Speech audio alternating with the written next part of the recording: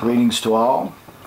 I'm Dave Banks, and I have the great honor to sit down with Brother Willard Collins today, and our desire is to get his testimony as to what he witnessed in the ministry of Brother Branham, and also what he has seen as the Holy Ghost has ministered through him and around him in his 46 years, his near 46 years as pastor of Branham Tabernacle.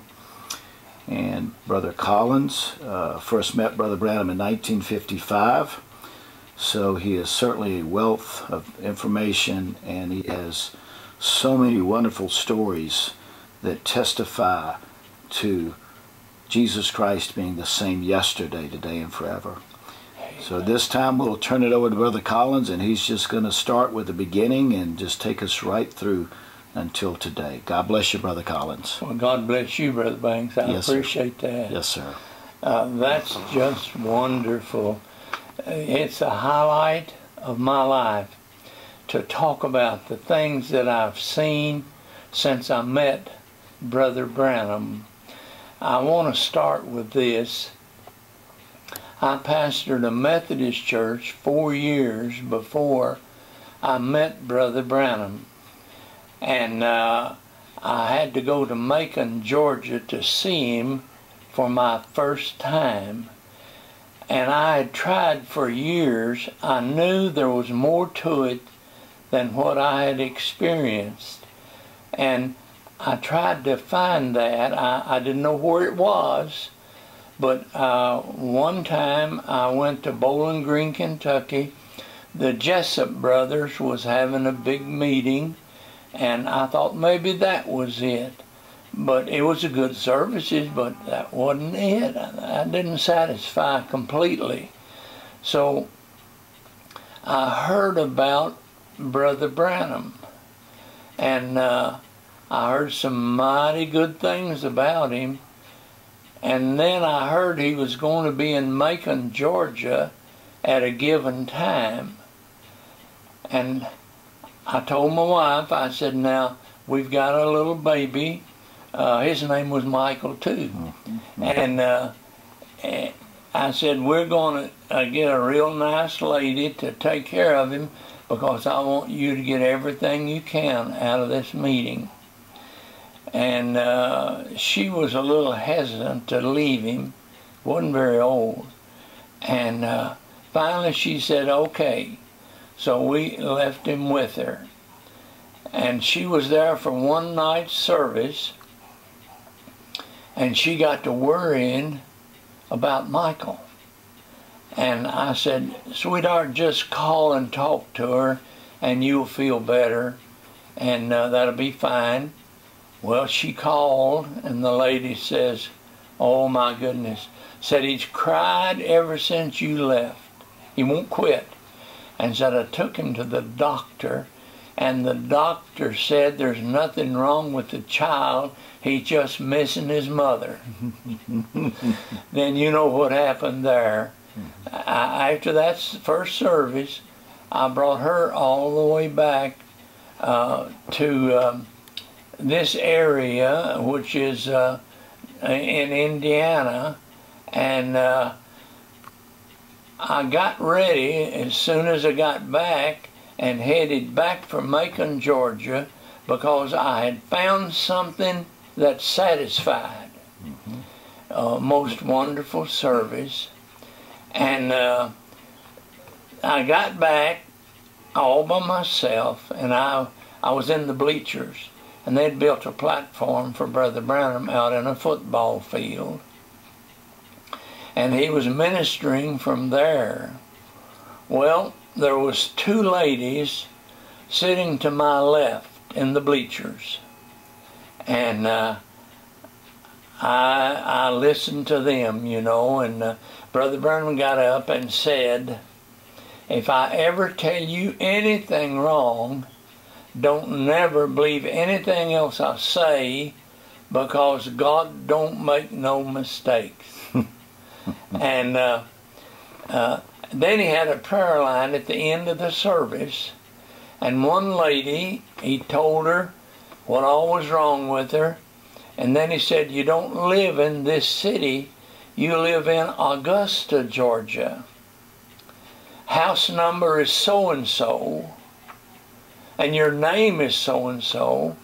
And when he said that, those two ladies said, uh-oh. He missed it that time. We know her. She does not live there. Then I had to play Mr. District Attorney for a while and check that one out, because I wanted to be sure I knew where I stood. I checked it out, and unbeknownst to those two ladies, she moved there 2 days prior to that service, and they didn't know it yet. Wow. So that settled that. Well, then we didn't have anything. We was poor, but we loved the Lord, and I had pastored the Methodist Church 4 years, and I was so anxious to find what I was looking for, and I knowed in my heart, I found it right there. And I was very sick at the time. I had ulcers in my stomach, and they were terrible. My wife had to fix special food for me all the time. And I went that service, and I looked it over.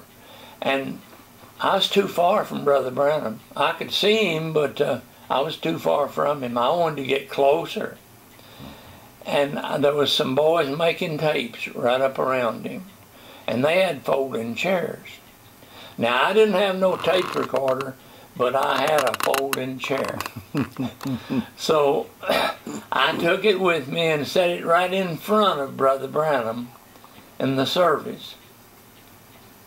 Well, he got through the service, and he had a prayer line. And then after the prayer line, he prayed for a cot case or two and some wheelchair cases.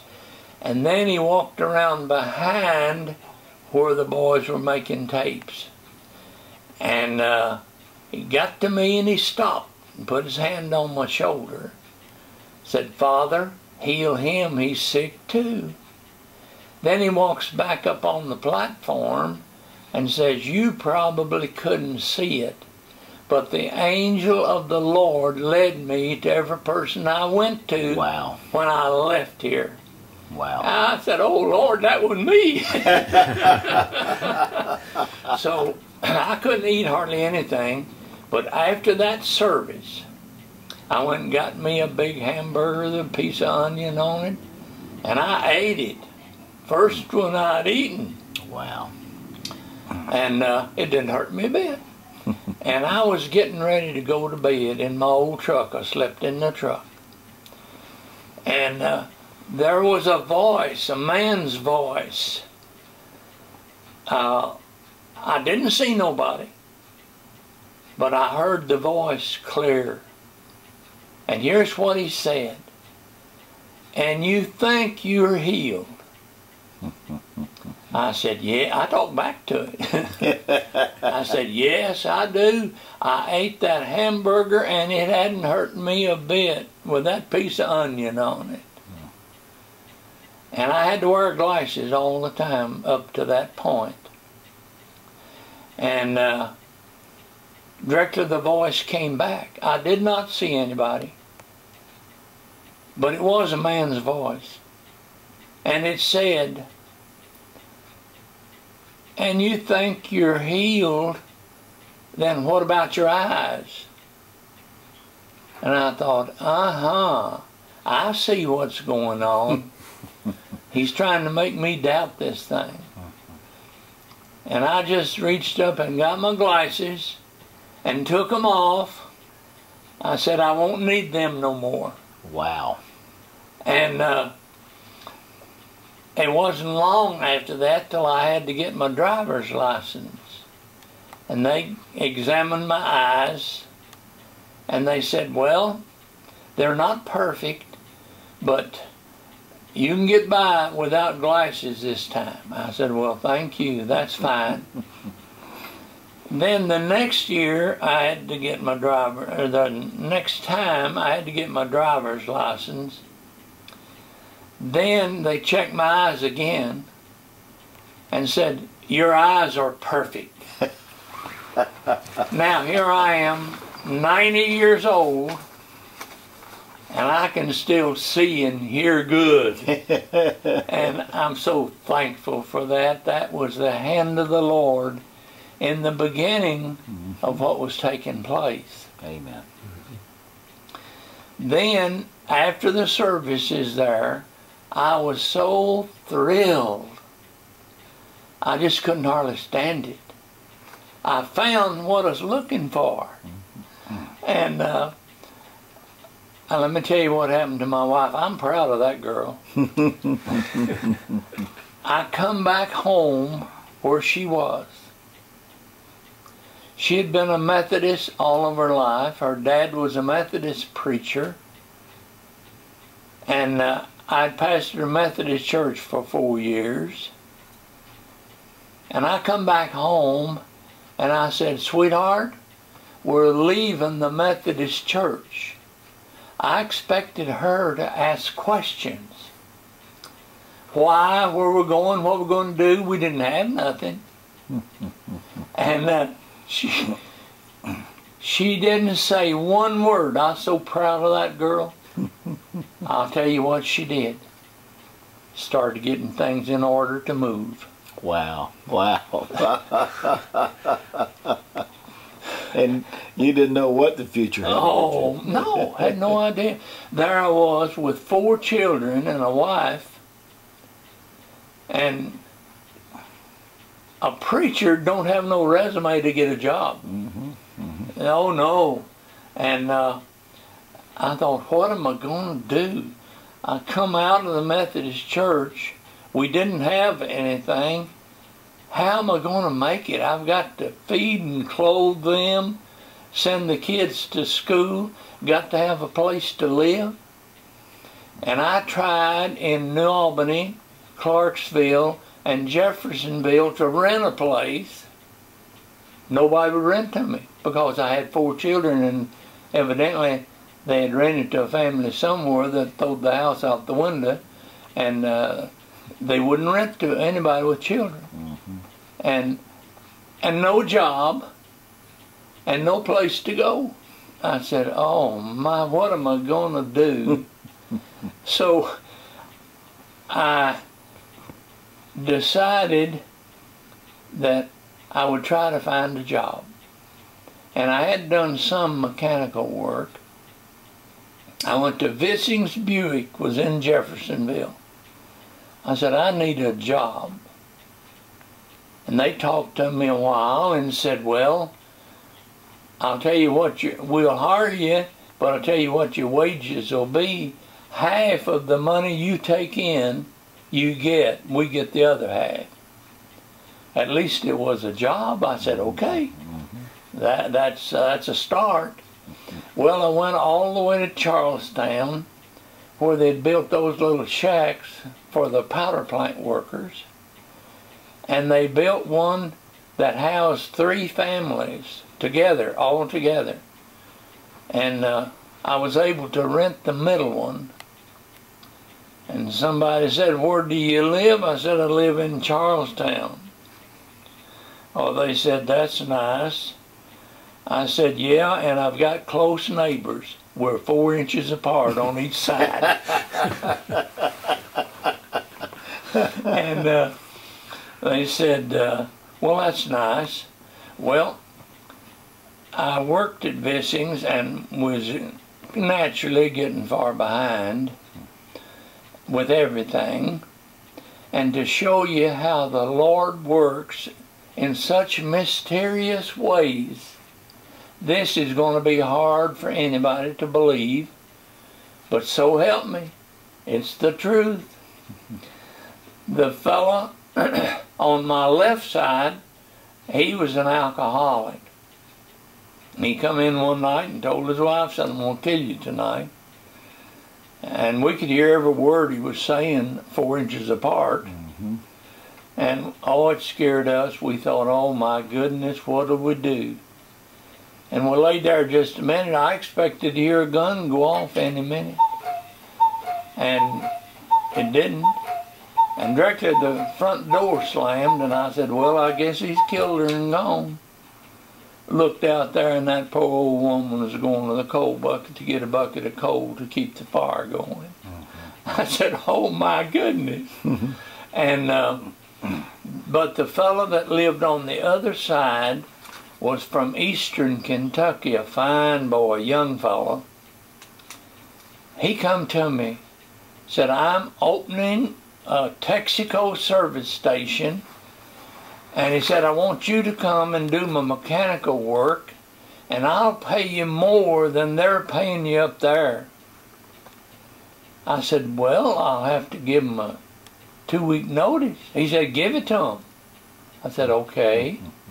I gave it to him, and I kept up with the mechanical work. Everything was going fine. And when I wasn't doing mechanical work, I'd be doing something. I'd help wait on the pumps or something to stay busy. And they were fine, 2 boys, and they were fine boys. And they was busy doing something, and a beautiful car pulled up to the pumps. It was beautiful. It wasn't very old either. Shiny, solid black. And I went out to wait on, expecting to hear, fill it up. That's what everybody said. And I said, what for you? The driver says, how much will you give us for the car? I didn't have no money. And I said, I guess it's all I had. I said, I wouldn't give you but $10. Now that's the part that people can't believe.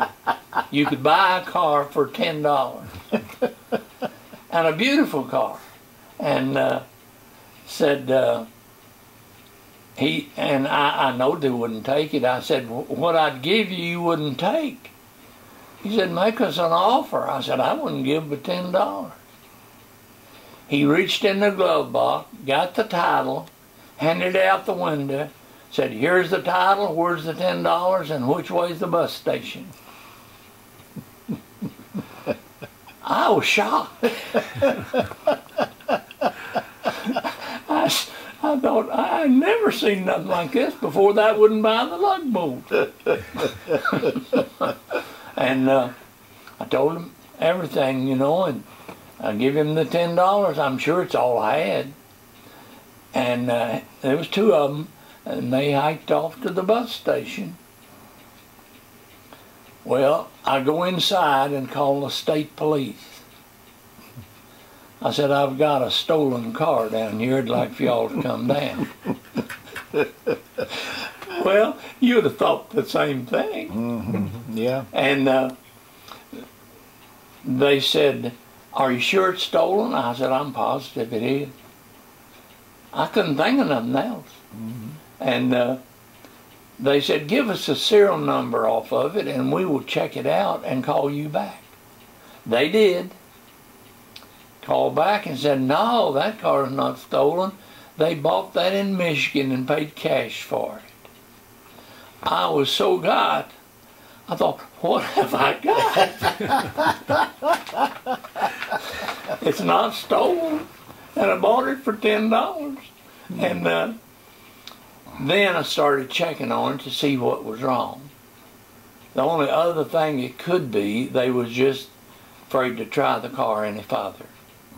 I started it up and it sounded horrible.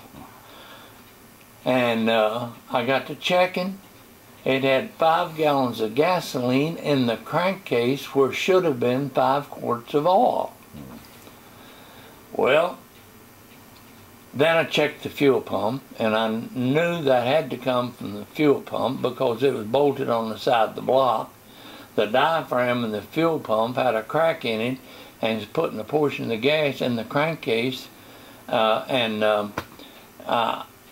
thought, oh my, I drained it out, and we had an old used pump there that fitted, so I put it on, put 5 quarts of oil in it, and it run like a sewing machine, just beautiful. I went to my boss, I said, if I could make $75 on that car, it would really help me right now. He said, put it on the windshield, set it out there. I put 85, I want to get my $10 back. Well, people would come look at it and say, my, it's a beautiful car, but there's something bad wrong with it. It's too cheap for $85. I thought, I'll stop that. I went and put a 2 before that 85. Well, I drove up in a Ford. It was dirty, but it was okay. Said, how you trade? I said, well, I'll tell you what I'll do. I'll take $250 to boot. He looked it all over. Said, here's the $250. And I give him the title, and he took the car. But I got the Ford then and cleaned it up. It cleaned up pretty good. And I put $285 on it, just like I did that one. That went pretty good. And some fellow pulled up and said, I got a Ford coupe at home, the rear end's out of it, but he said, I've got all the parts. How would you trade? I thought, well, that $250 worked pretty good the other time, so I said, I'll take $250 to boot. He looked it all over. I said, that is, if you'll bring the car down here. He said, I'll do it. He brought the car. He said, here's the $250, and I'll bring the car. I said, okay. Well, I was putting the rear end in the Ford coupe that he talked about, and somebody pulled up and said, what you going to do with that when you get done with it? I said, I'm going to sell it. He said, how much you want for it? I said, $100. He said, you don't have to go no further. I'm going to take it. He gave me $100. Now, that was all for a $10 car. The Lord knew I had a need, and He come to my rescue. Then I went back inside the station. The phone rang. It was Vissing's Buick where I worked at. And they said, we've got a car that we cannot fix. We've invested a lot of money in it, and we can't get a dime out of it if we can't get it to run. If I send it up there, will you look at it? I thought, little me? And I thought, well, okay, I'll look at it. Now, that's all I expected to do, too. And they sent it up there. I checked everything they had done, all the parts they'd put on it, and everything they had done perfect. And that car wouldn't run worth a nickel. And I just standing there watching it try to run. Had the hood up, and it had a 4-bar carburetor on it. And you know, they've got a bunch of lead plugs around them. And I thought, and this couldn't have been me, because I wasn't that familiar with it. I thought, I wonder if one of those passages inside that carburetor, where it's supposed to be the fuel or air, would be stopped up, causing all this trouble. I'm going to drill out this one right here. I did. It was the right one. It was so stopped up with carbon, I had to take a drill bit and a drill and run it through that carburetor to open that passage up. I did. Then I blowed it all out, put it back together, and it run beautiful, just as smooth. I called Vissing back up. I said, you can come and get your car. He said, is it fixed? I said, well, it runs pretty good. He sent somebody up there and got it. this shows you how the Lord works. I didn't do none of it. It was the Lord. So he got the car back up there, and the phone rang again. He said, "You don't know it, but you're coming back to work for us." I thought, oh my goodness. He said, "We'll pay you more than they're paying you. I'll send you to Cincinnati to automatic transmission school. We'll give you a credit card to travel on, and I'll pay all the bill." I said, oh my goodness. I said, I'll have to give them a 2 weeks notice. He said, "Give it to them." I said, okay. I did. And I knew a Mr. Jones that worked there, and he worked on automatic transmissions, and I knew if I got in trouble on my first one, I had never overhauled one. The Buick Downflow's got over 1,200 pieces in them. Some of them will go either way, but only works one way. And I went to the school, and all the charts and everything, you know, they never look like the real thing. But anyway, I come back, loaded all my tools, and went to Vissing.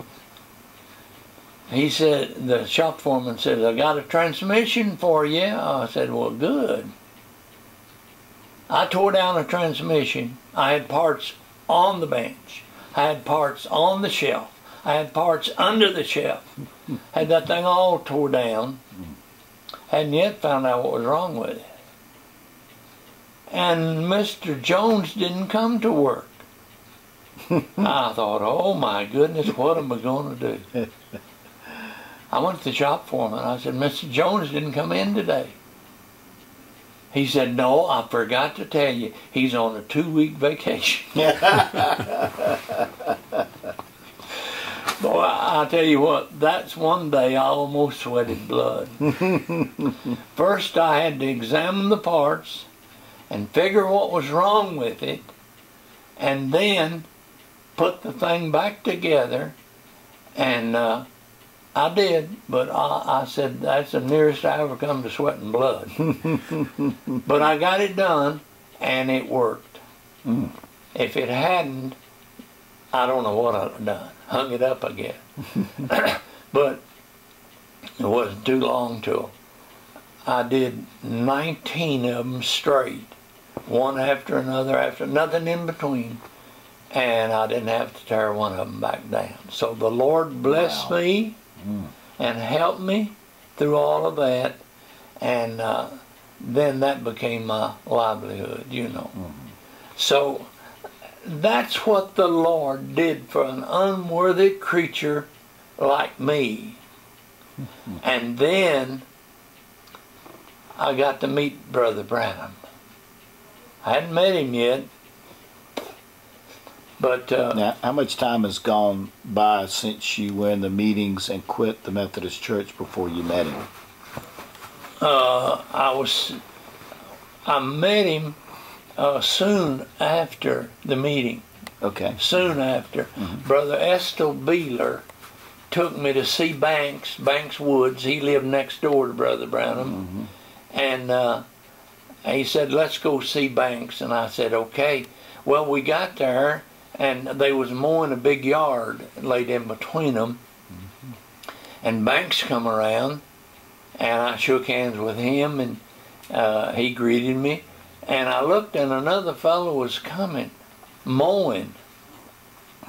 And he had his shirt off and great balls of sweat standing on. It was hot weather. And it was Brother Branham. He come on over where I was, and Banks says, "Brother Branham, this is that Methodist preacher that was healed in Macon." And Brother Branham just shut his mower off, put out his hand, and said, "And you're that Methodist preacher?" I said, "Yes, sir, but I'm coming out of the Methodist Church." He said, "All right." He said, "I'll tell you how to do it." And I thought it'd be one of those long drawn out, you know. And I said, "That's wonderful." He said, "All right." He said, "As peaceable as possible. I said, thank you, Brother Branham. I appreciate that. And he said, and I'll be praying for you. I said, wonderful. Boy, he evidently talked to the Lord about it. Because I felt not that high before that district superintendent when I had to tell him I was leaving the Methodist Church. He said, how come? I got an appointment with him, met him in Louisville. And I said, there's just some things in the Methodist Church that I don't agree with.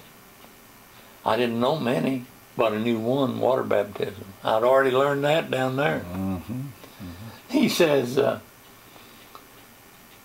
well, why? And I said, well, one thing, water baptism. He said, well, they want you back down there. That's the way the Methodist Church worked. And he said, I'll tell you what, you go back for another year. Teach anything you want to, baptize any way you want to, and stay another year.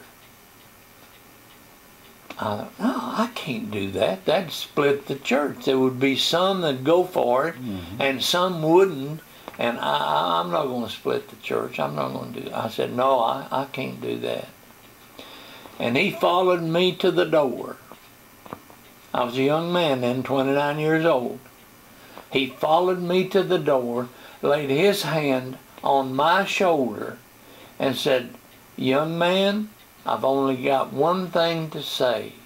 If Martin Luther had never seen anything except Catholicism, we'd all be Catholic today. That was our parting words. I said, that man will be there, sure as where he'll come in some way. He'll get there. Because he had something in his heart. And I was so happy for that. Oh my. And then things really began to happen.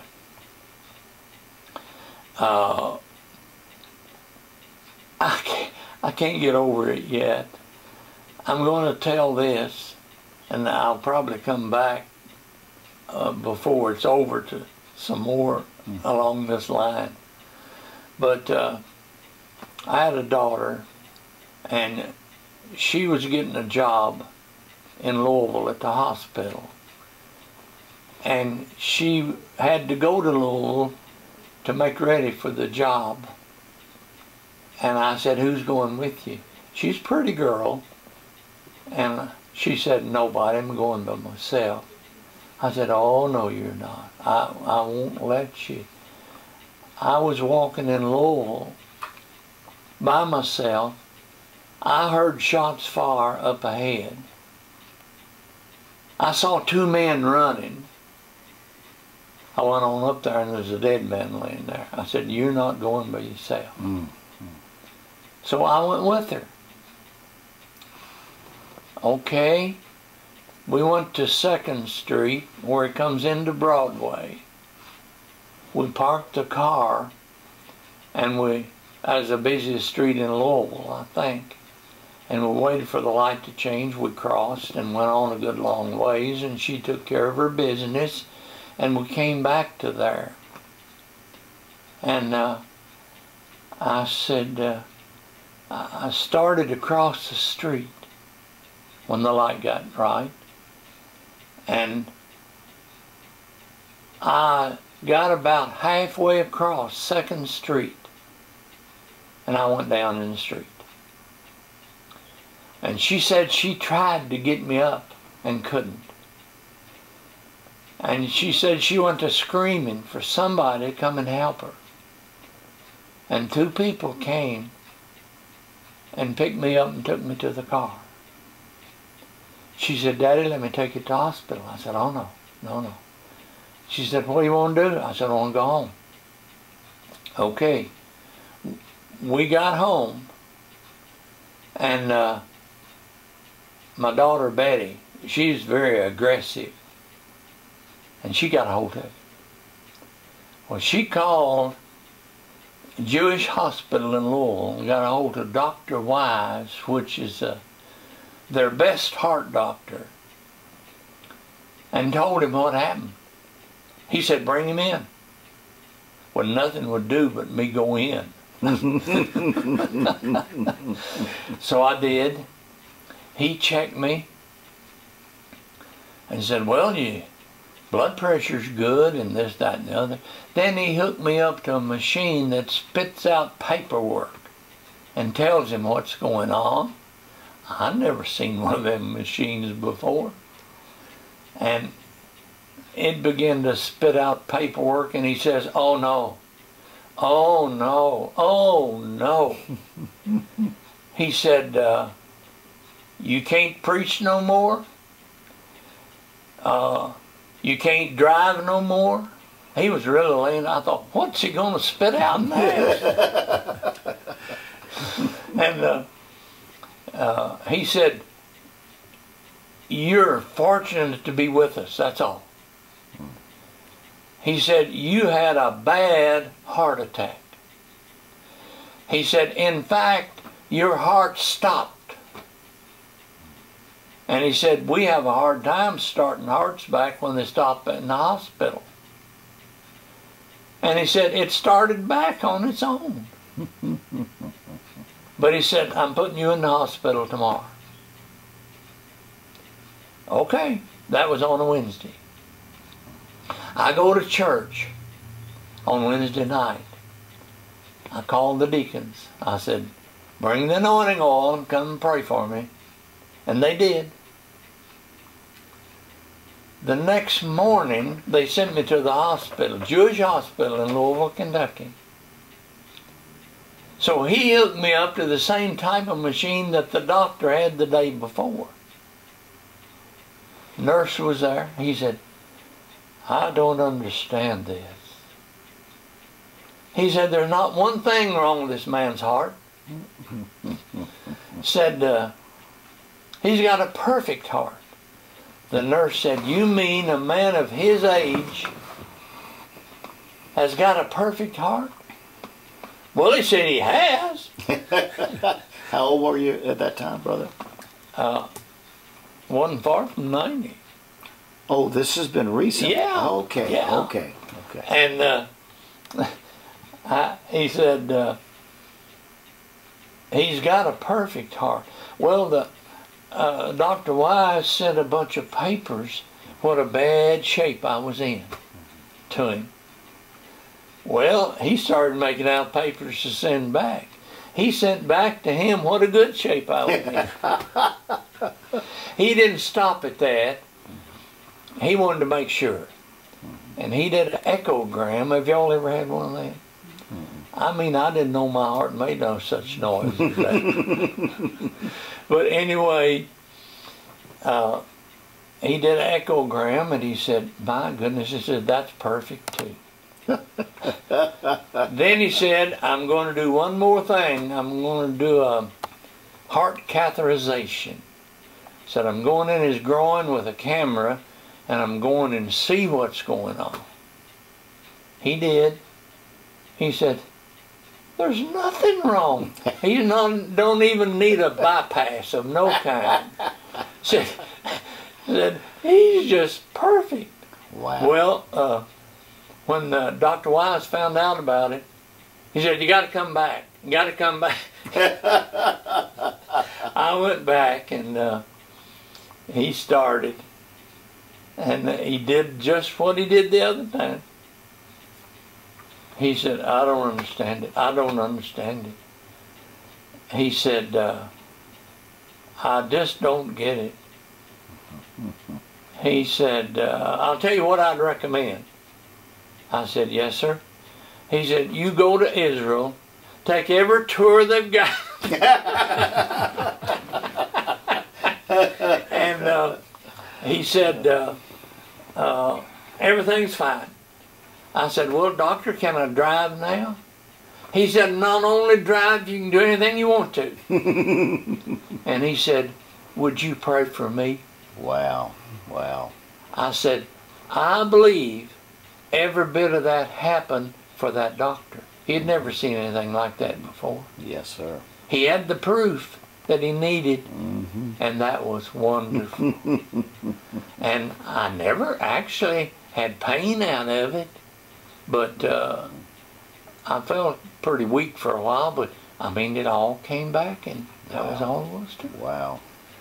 So now that brings up some things that I saw with my own eyes.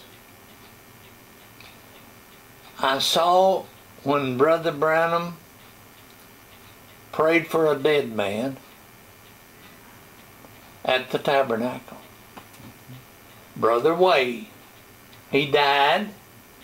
He was almost in the front of the church. I was a few feet from him.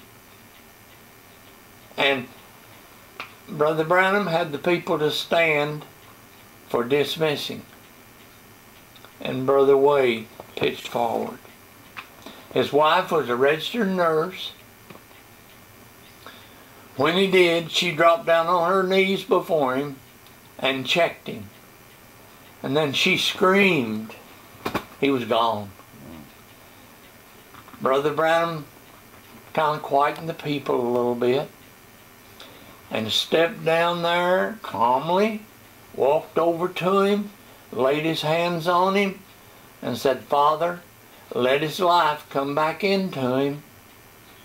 He did. The man went out and ate a chicken dinner. My goodness. Oh. Listen, there was never a man on this earth that was any greater than Brother William Marion Branham. He didn't make mistakes. He didn't jump at conclusions. He stayed with the facts. And he was the greatest man I've ever seen in my whole life. And whatever he said, I believed it. And I still do. He was in touch with God. And he didn't tell you anything until the Lord showed him. And he laid it all out. A beautiful, beautiful picture of it all. And now let me tell you what happened. He come to me then and said, "Would you accept the responsibility of being a deacon in the Branham Tabernacle?" And what year is this, Brother Collins? Do you know? 57 maybe. So this is just a few years. It's close to the time I started. Yeah. Okay. Yeah, and he said, "Would you accept the responsibility of it?" He said, "You pray about it." Well, he come back later and said, "How do you feel about it?" I said, "If you think that's what I ought to do, I'll do it." He said, "I think that's what you ought to do." I said, "Okay, I'll try." Well, he was putting in all the deacons, and he come time to vote on me. Show of hands. And he said, "Brother Collins, for a deacon in the Branham Tabernacle, and not only deacon, if something happens to Brother Neville," he was the pastor, "he takes his place." That was the biggest shock I ever got. I hadn't heard that before. And he had a show of hands, and there was not one contrary vote. I thought, oh my goodness. But everything went well.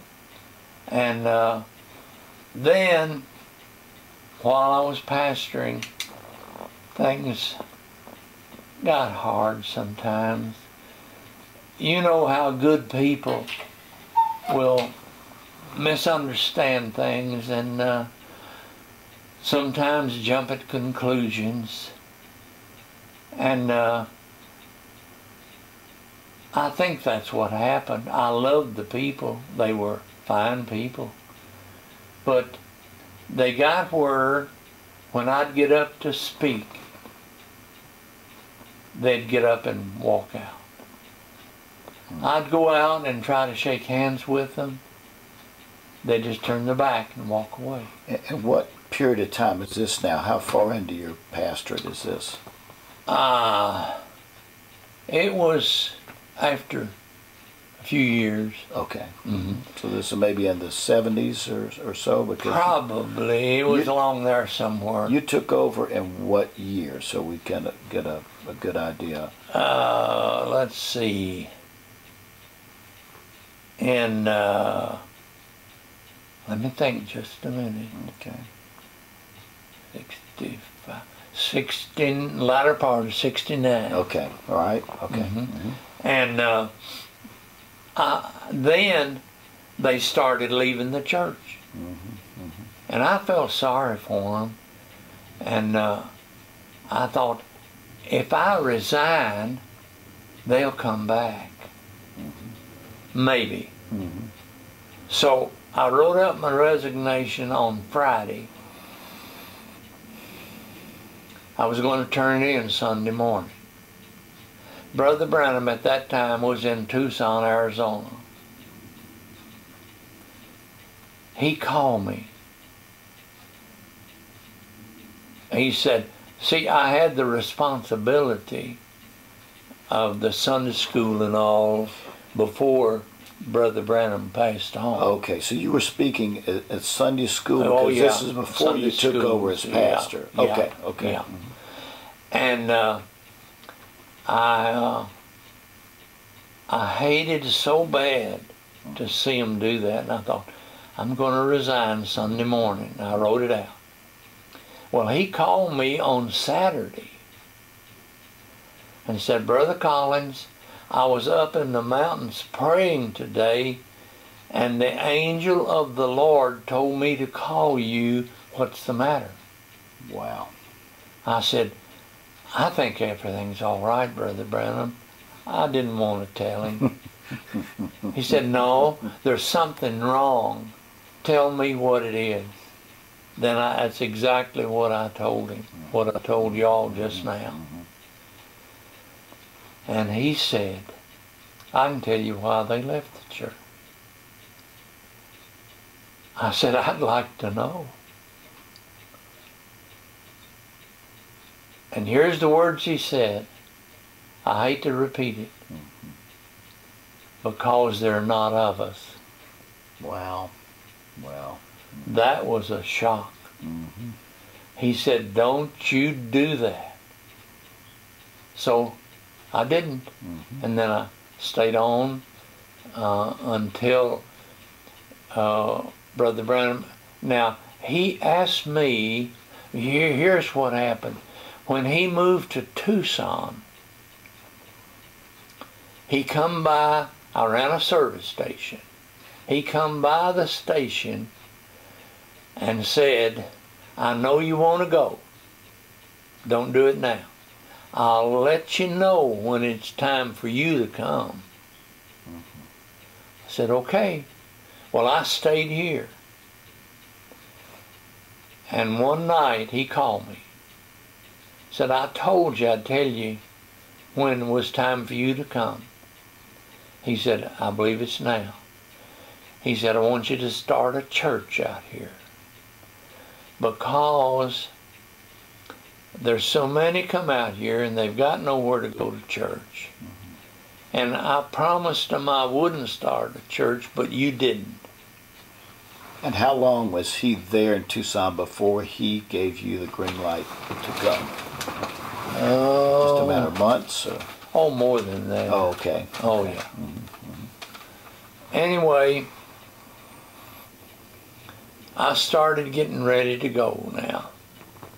And he told me, I tried to sell a station before and didn't get any interest at all. He said that when the time comes, you won't have no trouble. I said, okay. Well, what we did then, we lived in a big house trailer. And I went to get a place to set the trailer. Wife and me went. And we got the place. I got a man, an older gentleman, just to set the station and see that gas, got gas that needed it and what have you. And we went and got the place, and we got back, and I pulled up in the station lot. So you've got a place out in Tucson now, ready for the trailer. Okay. Uh-huh. And when I pulled up in the lot, the old gentleman come walking out to the car before I got out. He said, I heard that you might sell this. And I said, yeah. He said, get out, it's sold, let's inventory. That's how much trouble it was. And that's immediately after you get back from Tucson. Immediately after I get back. I tell you, the Lord's been too good to me, he's got me spoiled now. And then now here's something else. I don't normally tell this. I don't like to tell anything. Makes it look questionable on other people. Sure. But I got out there, and I pulled that big trailer out there. I had fun. That was an ordeal, is what you're saying. An ordeal. And how many days did it take you to take it out? 1 week. Oh, my goodness. 1,963 miles. Yeah. I got to Texarkana. I had to have a permit through every state. I couldn't travel an hour before sundown. I couldn't leave of a morning till an hour after sunup. I think it's an hour. It might have been 30 minutes. And I finally got there, though. And I got there, and Brother Branham come to see me, and he said, now we'll start hunting for a place to start a church. He and Brother Roy Roberson was trying. And we was looking for a place, and we hadn't found one yet. We went several days there looking. And Brother, could I get by without calling the man? Sure. Okay, sure. I'll do that. I don't want to hurt nobody. He come out there and got up and announced to the people, I'm going to build a church that'll seat 1,965 people. Well, Brother Branham came over after he made the announcement. And here's what he said. Did you hear that Brother so-and-so was coming to build a church to seat 1,965 people? I said, yes, I did.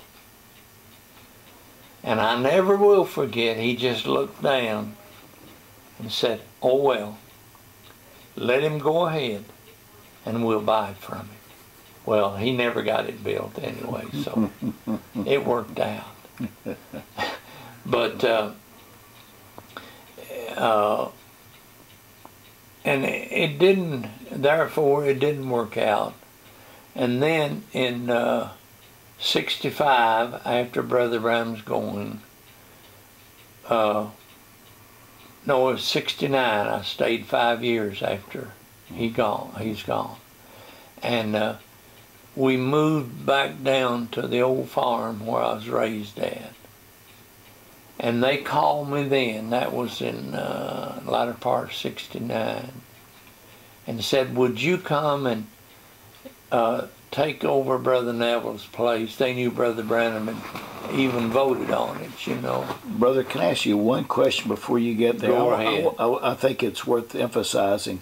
You could visibly see the disappointment on his face for what he knew was the perfect will of the Lord out there. Yes. And when he dropped his head, that Yes. was a clear disappointment. It was. Yes, okay. Mm-hmm. Right. That's right. Mm-hmm. And when we got moved out there, it was wonderful. He would come by and take us on Sunday morning to a nominal church. So we'd be going to church. Yeah. He did that I don't know how many times. Wow. It was just marvelous. And I had the privilege of being in every service that he had out there. I went to, with him when he went to California the last time. I was afraid to go otherwise because I didn't know what day it was going to sink. What he did on that, he was at Brother Outlaw's church in Phoenix, Arizona for a service. I had to work as on Saturday. He and Sister Meady came by and took my wife with them to the service. I'd gotten home when he come back, and he said California is going to sink. That was the first time he had mentioned it in the service, was at Brother Outlaw's. He said it's going to sink. And he said the tidal waves, and he didn't call them tsunamis either. He said the tidal waves will come to Kentucky. Wow. He said it will be a fulfillment of the scripture of the people weeping their way through the desert, weeping, the water weeping its way through the desert. He said it won't be the water weeping, it'll be the people weeping at what the water's doing. Wow. Wow. And he didn't say when, but he said it will be, it'll happen. And I've watched out for it. Sure. While you were out there, it's apparent that Brother Branham was very concerned about not himself starting a church there. Did you get a sense of the opposition, the ministerial opposition out there, and any insight into that? Oh yes, he'd take us to maybe a Church of God or whatever more, you know, and they wouldn't even recognize him as being there. Oh my, oh my, yep. Wow. That's right. My. Oh, I felt so sorry for him. And do you remember when what was he? He was Catholic priest. That's what he was. Was in the service when Brother Branham leaves of his Bible stuck together. Yes. Remember that? Yes. I was there that day. Wow. And the priest, he saw Brother Branham was having trouble because it was printed wrong. And he opened his Bible where Brother Branham was trying to read, and he went to Brother Branham and laid his Bible before him and said, "Read out of my book." How about that? Yeah. Yeah. My. Yeah. Oh, I just can't get over all the things that happened and the way they happened. Yes, sir. Yeah. And I had the honor of working on his vehicles. And a fella gave him a Cadillac. And he brought it over to where I worked to show me the Cadillac. And it had 2 4-barrel carburetors on it. Was that Carl Williams that was responsible for that? No. Okay. No, I forgot what the fellow's name was that gave it to me. Okay. But he told me he said, I can't think who was responsible for that. Anyway, he said, I wish if they was going to do that, they'd give me a Ford or a Chevrolet one. Because it said, you look how I feel driving down in a poor country, like out south, you know, down in maybe the colored section. Right. And me driving a big Cadillac, and they can't even afford a horse and buggy or something like that, you know. Wow. And he wrote a piece, an apology, and put in the paper apologizing for driving a Cadillac. He did. Oh, he was the humblest man you ever saw. And my wife's people live about 100 miles or better from here. He come over and he said, Sister, why don't you just take my car, the Cadillac, and go down and see you folks? Really? She said, oh, no, brother. No. Oh, my. Yeah. And it was very strange before the wreck. Before he went on that last trip, he came over and he said, Brother Collins, put me 4 of the best tires they make on my van. I said, okay. I ordered 4 nylon 500 Firestones. That was the best tire they made at that time. Put them on. And after he had the wreck, and they called me, I headed that way. And I found the place where he wrecked at. I made the pictures they put in the books. I found the car where they'd taken it to and made pictures of it. And I looked especially to see the condition of the tires. As bad as that car was torn up, there was not one flat tire on it. Wow. Wow. How about that? Yeah. I wondered why he was wanting to change the tires. But he did. Now, that ended up, I was here in the early 70s, and I went, Brother Arnett took me to Brother Neville's, where the car was He had the car at that time. And what's happened to it since then? I don't know for sure. Voice of God may have it somewhere. I don't know. They determined that it wasn't feasible to fix it because they said it would have to be by the parts, it would have to be a complete different car. I believe it. Yeah. Oh, I do too. Yes, sir. I do too. Yeah, I certainly do. Well, before we get to you taking over as pastor once you moved back, you stayed out there a number of years before you moved back. 5 years. Before we get to that, just one, are there any other instances like the night where the pillar of fire came down on the wall and drew the Oh, things? yes, I say.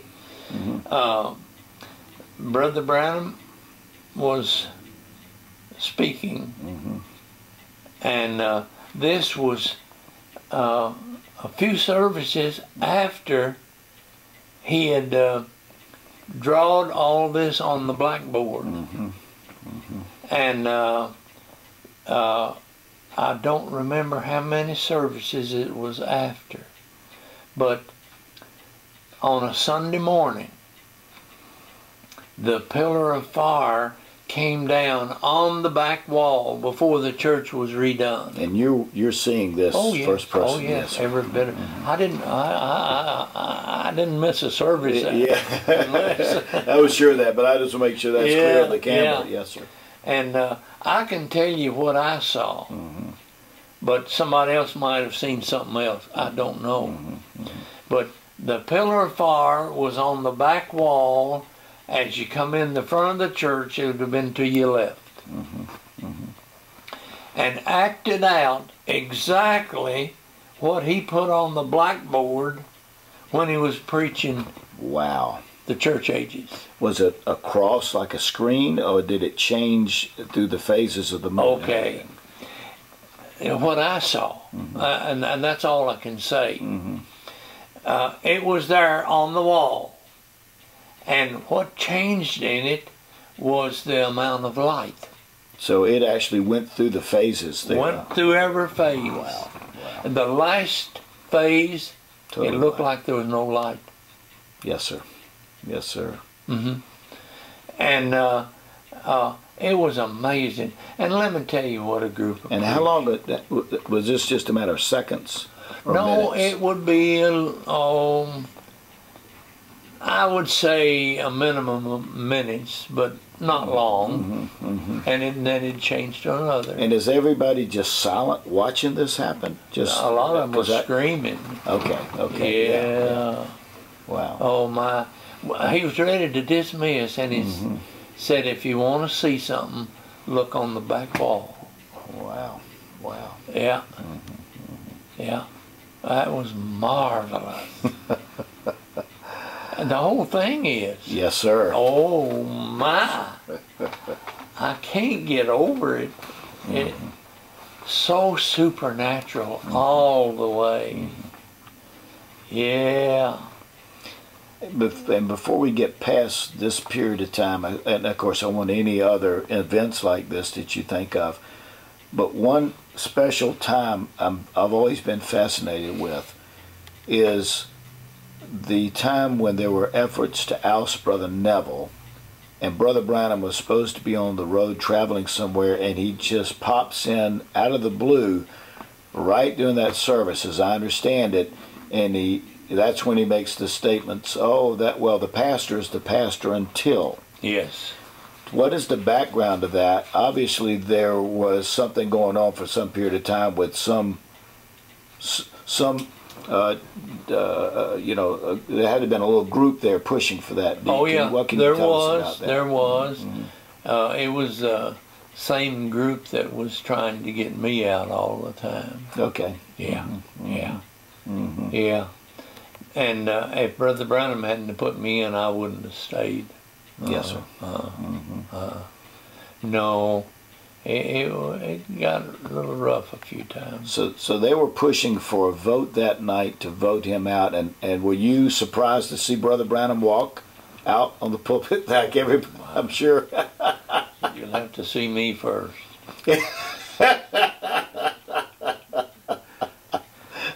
Yeah. No, Brother Branham really appreciated Brother Neville. Yes, sir. Yeah. Yes, sir. He was a good man.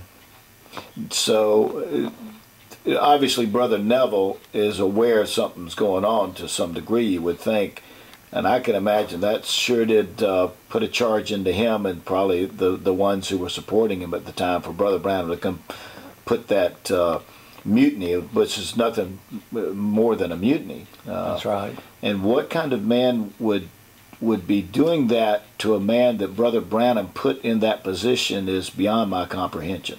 I don't know. But some people thought they knowed it all. Oh, sure. That's what it was. Yeah. Yeah. My Brother Branham was for Brother Neville 100%. And Brother Neville was a good man, real good. Yes, sir. My. Oh, my. So any other events like that or other aspects of the supernatural before we move on to your pastorate that you want to highlight that you witnessed? Oh, my. We could go on all day. I'm sure we could. Oh, yes. Oh, yes. The Lord was certainly in every bit of it. He'd take me squirrel hunting, and he'd discuss things that he didn't discuss otherwise, and I don't discuss them because if he hadn't have held it back, I could, but I can't. Sure. Right. But one day, he said, let's go down to your dad's squirrel hunting. I said, okay. Well, we went down there. He said, we'll hunt tomorrow, and then we'll stay all night and hunt the next day. And I said, okay.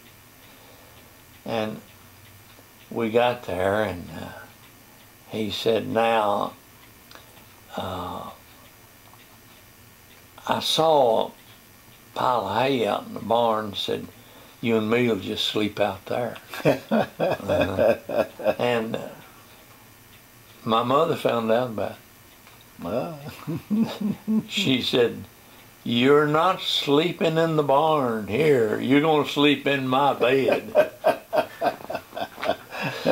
Well, that was the first time that I had the opportunity of sleeping with him. We slept upstairs, and I asked him a question. He would tell you exactly. I asked him a question. I said, Brother Branham, while we were laying down, I said, Brother Branham, I read in Acts 2 different things concerning when the light appeared to Paul. I said, one of them is they heard the voice but didn't see the light. The other one is they saw the light but didn't hear the voice. And I thought, he'll have the answer. And you know what he said? I don't know. I've wondered about that all my life, and I do not know. How about that? Yeah. He was up front with you. Yes, sir. Honest, that's right. Wow. And I want to tell you what he told me about my dad. My dad wouldn't have nothing to do with this message. And it really bothered me. I thought, oh, why? I baptized my mother. And it really baptized me. I mean, it really hurt me.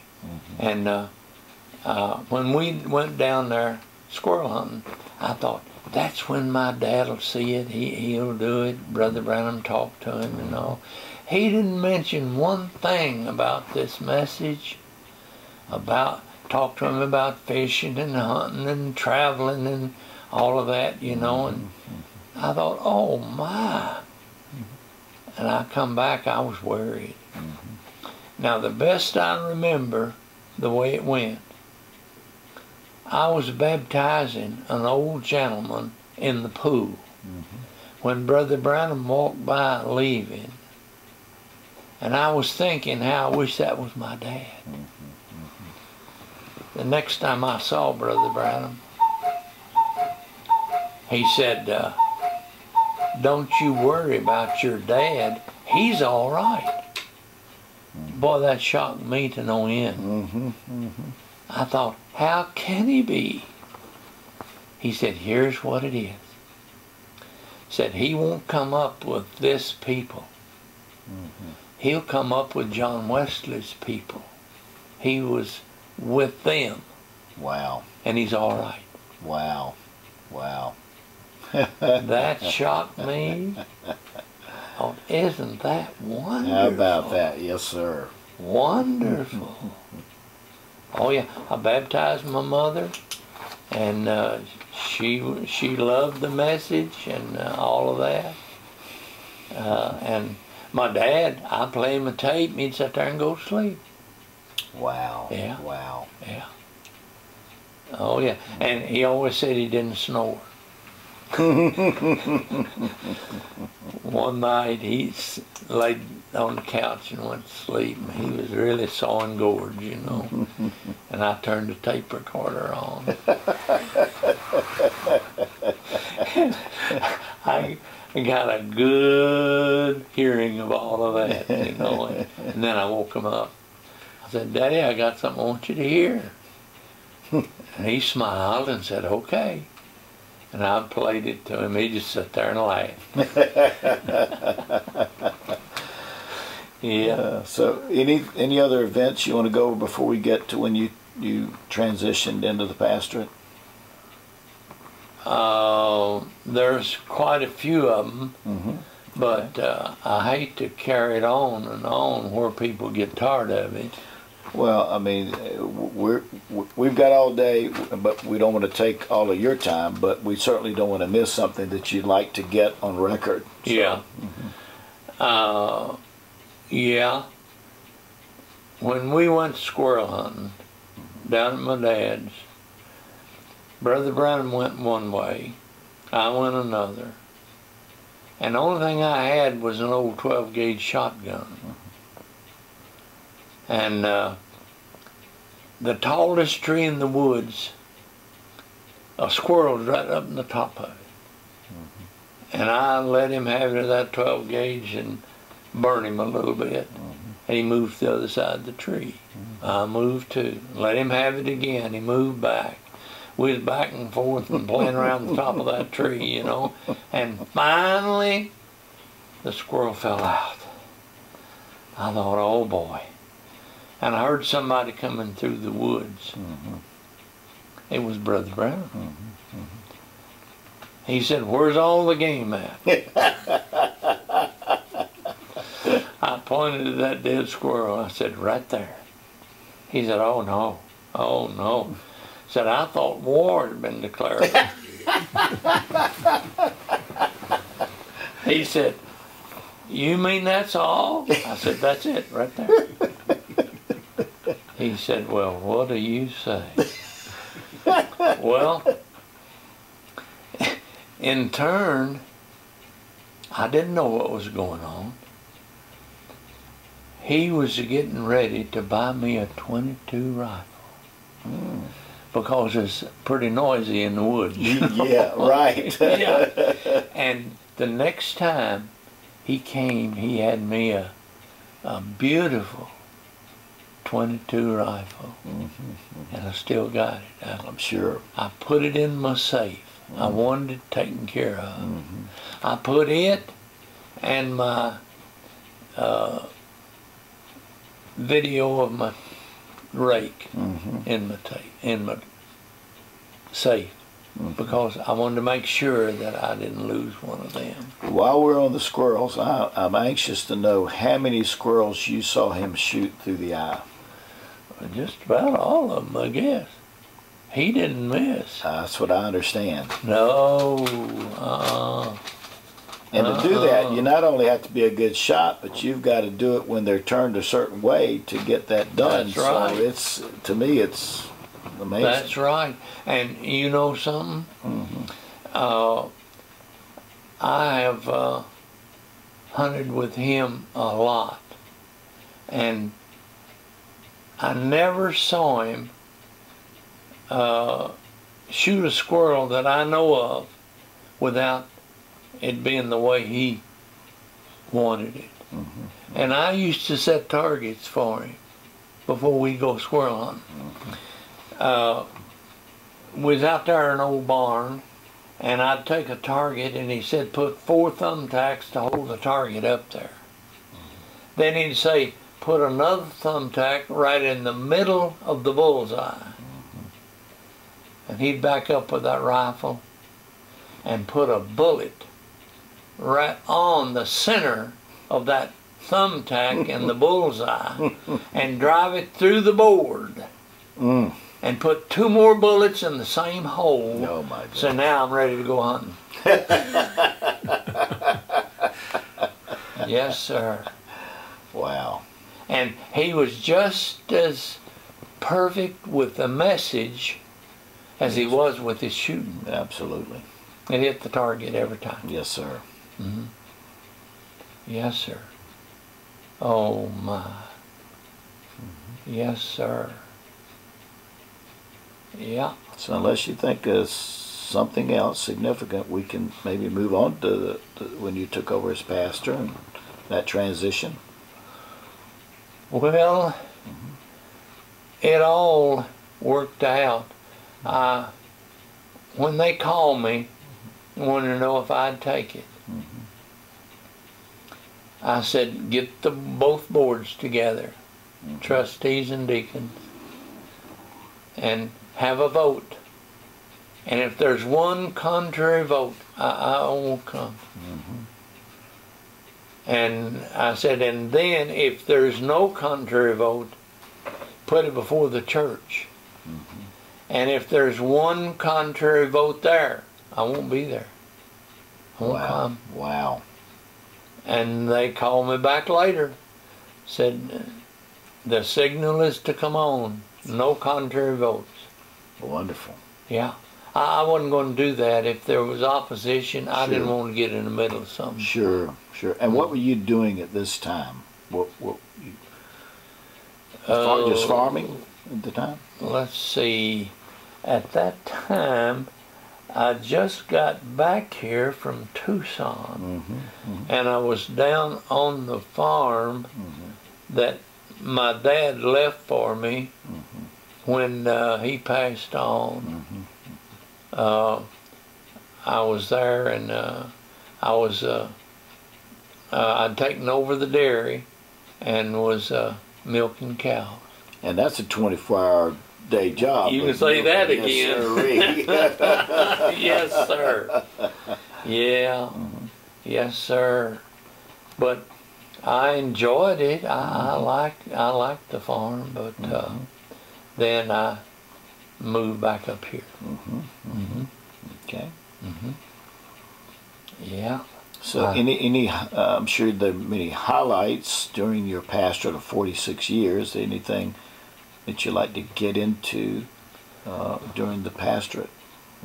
Well, I just had to overlook a lot of things. You know, I'm sure. There was a group that wanted me out all the time. In fact, they got a petition to get me out. And the way the petition read was this: is there anything you'd like to see changed in the Branham Tabernacle? And most anybody could say yes. That's a sign right here. Oh my goodness gracious. That worked good for them, I guess, until they went to Brother Nash, a black brother. And they presented it to him.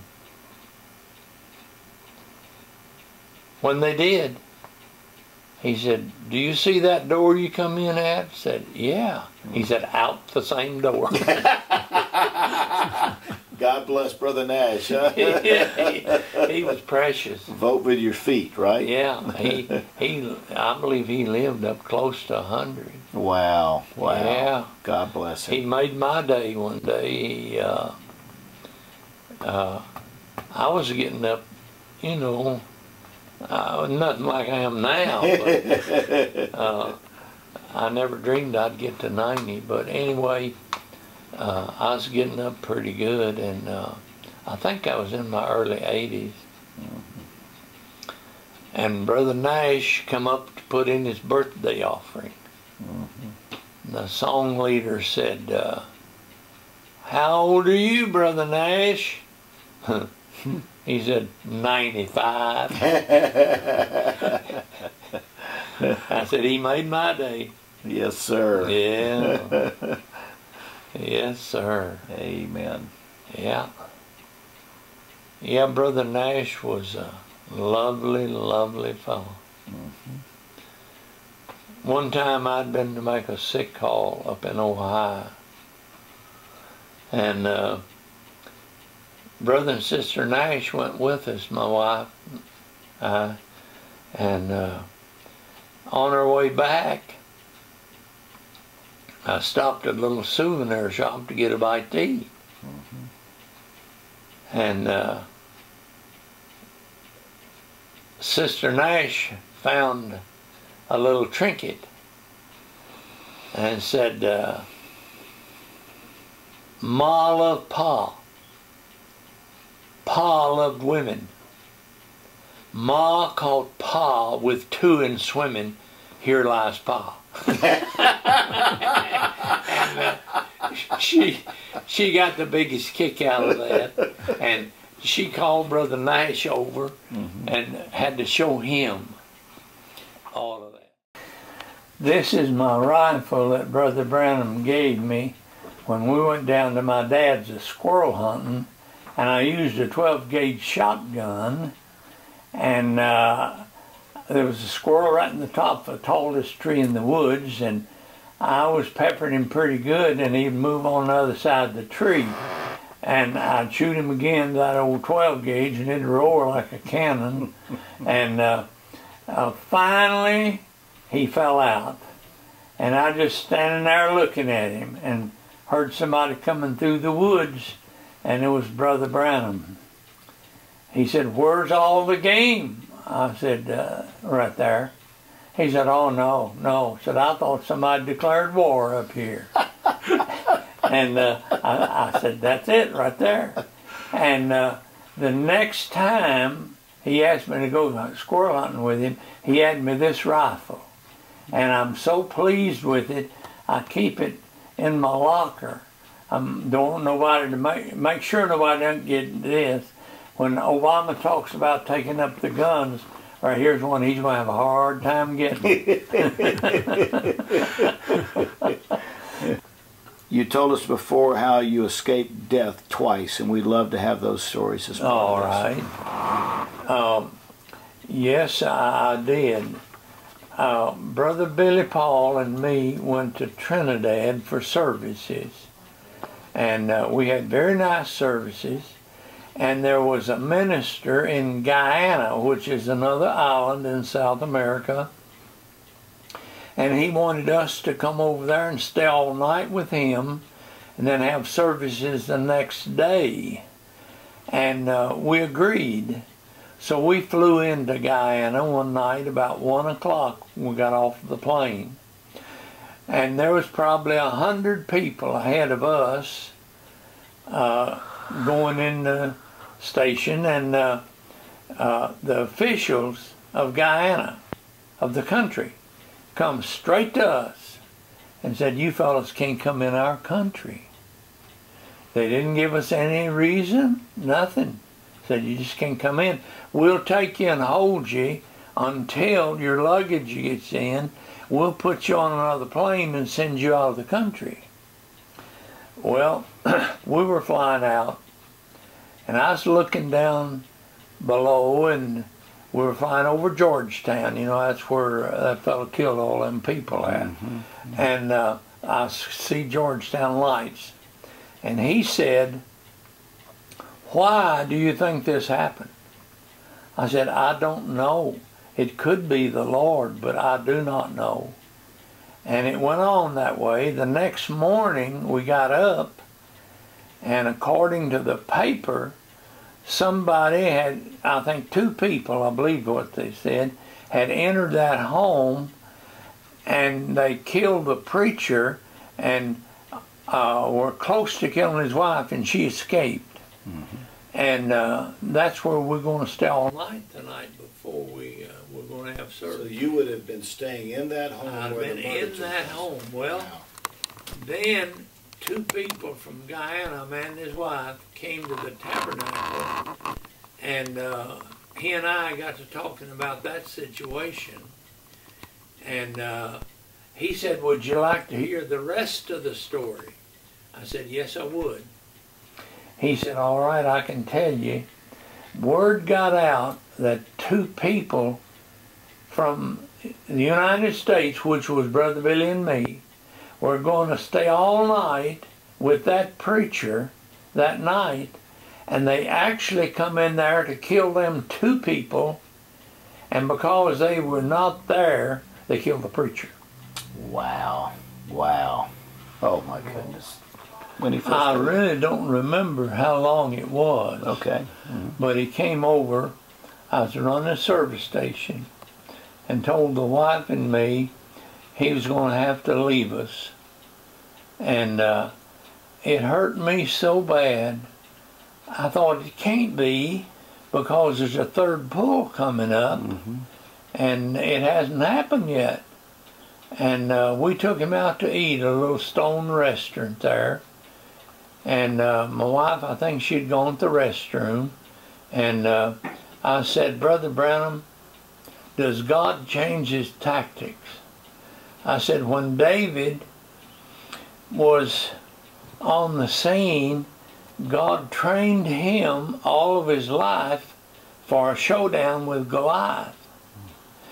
And I said, and he didn't put another man in his place to fight Goliath. I said, and you're the only one that God ever trained to all the tactics of the devil. You've got that you could meet him, and you know what you're doing. And I said, does God change his tactics from that situation to you leaving the scene? And I never will forget it. He just smiled. He said, God don't change his tactics. I want to thank you folks for listening to this. It's been an honor and a privilege to have these brothers in our home and to be able to go over some of the things that we experienced with Brother Branham. It's been an honor and it's been a blessing, and I thank you very much for what part you've played in it, and also for the audience that ever has the opportunity to hear this. And God bless you.